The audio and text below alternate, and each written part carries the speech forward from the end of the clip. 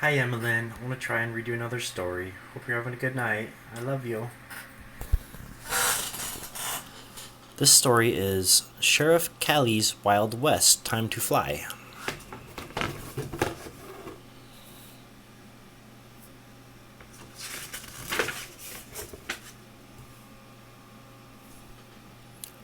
One morning, Uncle Bun is busy unloading supplies for his store when Peck, Toby, and Clementine come by.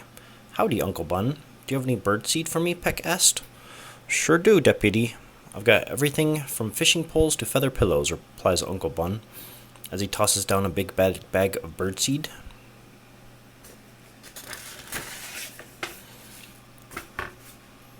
Clementine starts to gobble up the seeds. Birdseed is for birds, Peck exclaims, taking the bag away from Clementine.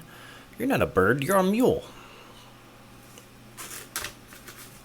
A mule is like a donkey. Uncle Bun offers Peck a better snack for his hungry mule. Peck reaches for an apple and accidentally knocks over the crate. He runs over after the rolling fruit, yelling, "Stop in the name of the law!" Toby notices an apple on the ground under one of the supply wagon horses. He leans down to get it and pokes the horse with his cactus prickles.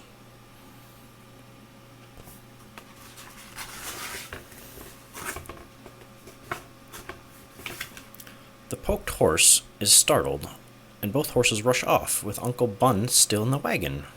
Oh no. A sack of flour flies off and lands on Peck's head. As the wagon zooms past Clementine, a barrel of molasses flies off and lands on her head. The mule manages to shake the barrel off, but now she is super sticky. Oh no.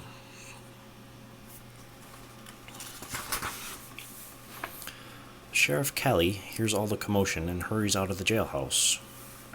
She jumps onto the back of the wagon and grabs the horse's reins.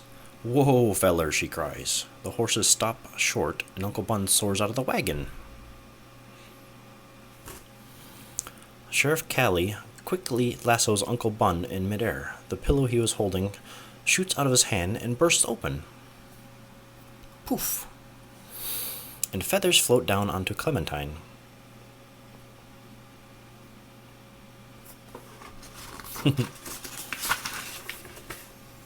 Peck and Toby rush over to Sheriff Callie and Uncle Bun. "What did we miss?" Peck asks. "Nothing much," Uncle Bun says with a chuckle. "Sheriff Callie just saved the day again." The sheriff takes the horses to get some water. Uncle Bun heads to the store, and Toby and Peck pick up the apples to take to Clementine. Toby notices Clementine first. He screams and drops his apples.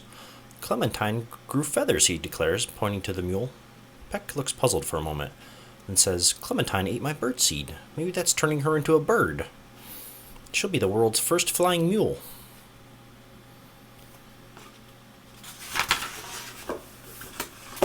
Oops. They rush into Ella's saloon and call everyone outside to see Clementine fly. The mule stands on top of a crate. Peck says, "Fly, girl, fly!" But Clementine just steps down from the crate and eats an apple. The townspeople head back into the saloon, disappointed. "It's not easy to fly," Peck shouts to the crowd. "Clementine just needs some lessons." Peck and Toby start Clementine's flying lessons right away. "The first step is learning to jump," says Peck. He puts a broom on the ground and tells Clementine to jump over it. She does and gets a yummy apple as a treat. Peck finds 4 springs for the next lesson. "These will help you jump even higher," he says, attaching a spring to each of Clementine's hooves. Clementine wobbles a bit as she gets used to the springs. "Now jump," Toby tells her. The mule bounces high into the air. She bounces up and down the street. She even bounces on the roof of the jailhouse. Peck and Toby chase her, cheering.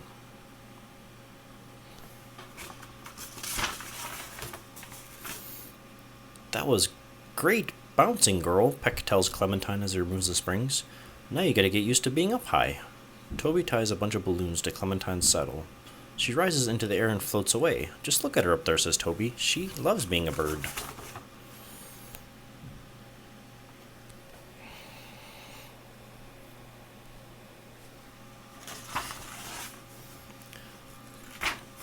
Soon, The knot holding the balloons comes undone, and one by one, the loose balloons drift away.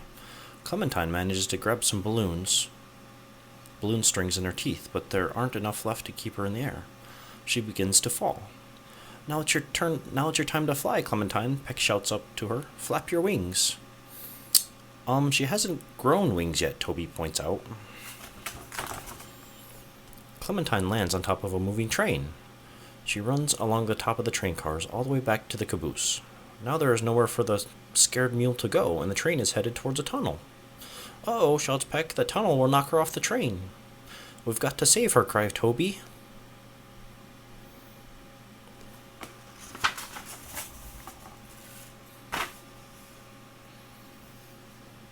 Before long, Sheriff Callie catches up to the train on her horse, Sparky. The sheriff twirls her noodle lasso, and Clementine catches it with her teeth, just in time. The lasso springs back like a rubber band, causing Clementine to fly through the air.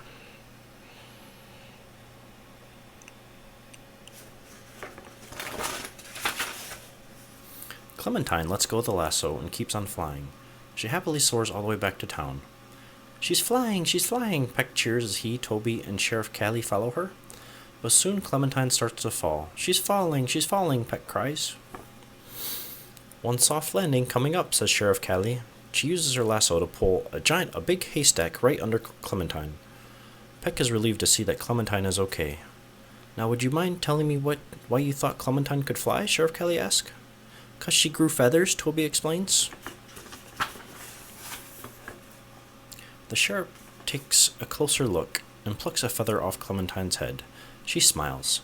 These feathers are just stuck on with molasses, she tells them. That's like syrup. Peck gives Clementine another hug. Aw, shucks, I guess we were so excited we didn't think things through. Let's get you cleaned up and we'll go for a nice ride. One where you can keep your hooves on the ground. And that is the end.